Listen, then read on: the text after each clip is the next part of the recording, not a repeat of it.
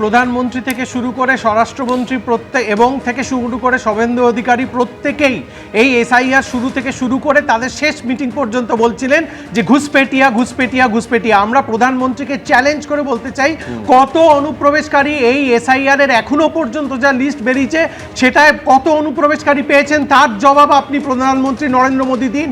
হ্যাঁ, নরেন্দ্র মোদী অনুপ্রবেশকারী, নরেন্দ্র মোদী বাংলার কালচারে অনুপ্রবেশকারী, শেষ করতে দাও, নরেন্দ্র মোদী বাংলার কালচারে অনুপ্রবেশকারী, বাংলার সংস্কৃতিতে অনুপ্রবেশকারী, নরেন্দ্র মোদী বাংলার উপর আক্রমণকারী বিজেপি রাজনৈতিক দলের প্রধান কাণ্ডারি। ওনাকে বলতে হবে কত অনুপ্রবেশকারী পেয়েছেন এই এসআইআর এ, কত রোহিঙ্গা পেয়েছেন।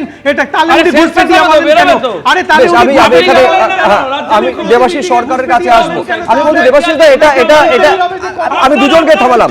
দেবাশিস দা, বিজেপি যেখানে মুখ্যমন্ত্রী এবং তৃণমূল কংগ্রেসকে অনুপ্রবেশ ইস্যুতে নিশানা করতো, আপনি অত্যন্ত ইন্টারেস্টিং দেখলেন দেবাশিস দা প্রধানমন্ত্রীকে অনুপ্রবেশ ইস্যুতে নিশানা করছেন মমতা বন্দ্যোপাধ্যায়। ধরুন, আজকের দিনটায় সবাইকে মানে ঈদের শুভেচ্ছা পাঠাচ্ছে, ঠিক আছে।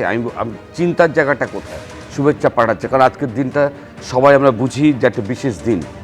কিন্তু এই দিনে না যেটা দেখতে পাচ্ছি সেটা হচ্ছে যে ধর্ম কু এবং অসুস্থ রাজনীতির শিকার হয়ে গেছেন ভারতবর্ষের প্রধানমন্ত্রী।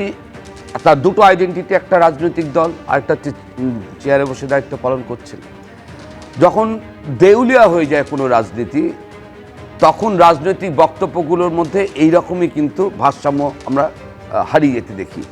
আলোচনাটা তো আজকে পরিষ্কারভাবে এই জায়গায় হওয়ার কথা ছিল, যদি আক্রমণ করতেই হয় তাহলে এই জায়গায় হওয়ার কথা ছিল যে এনডিএ সরকার কেন্দ্রে যে রেকর্ড বেকার তৈরি করেছে, বৈষম্য বাড়িয়েছে, শিল্পে মন্দা, বলা দরকার ছিল, বলবে না। আবার যখন তারা এইখানে প্রচারে আসছেন ভারতীয় জনতা পার্টি অবস্থান থেকে, তারা এসে দুর্নীতি দুর্নীতি দুর্নীতি নির্বাচনের আগে বলছেন। মাননীয় প্রধানমন্ত্রীও কিন্তু 2014 সাল থেকে এই রাজ্যের বিধানসভা লোকসভা প্রত্যেকটা নির্বাচনে বারবার করে এই রাজ্যের মানুষকে আশ্বস্ত করেছেন যে দুর্নীতি আমরা ক্ষমতায় আসলে করব, কিন্তু আটকাবো, ধরবো। কিন্তু 2014 থেকে 2026 এই 12 বছরে একাধিক বিধানসভা লোকসভা নির্বাচনে বিজেপির ফলাফল ভালো হয়েছে, এসছেন তারা অপোজিশন জায়গায়, কিন্তু কেন্দ্রীয় সংস্থাগুলো কখনো তদন্তের মাধ্যমে মাননীয় প্রধানমন্ত্রী এই সবাই কাছে আসবো দুটো দিক থেকে।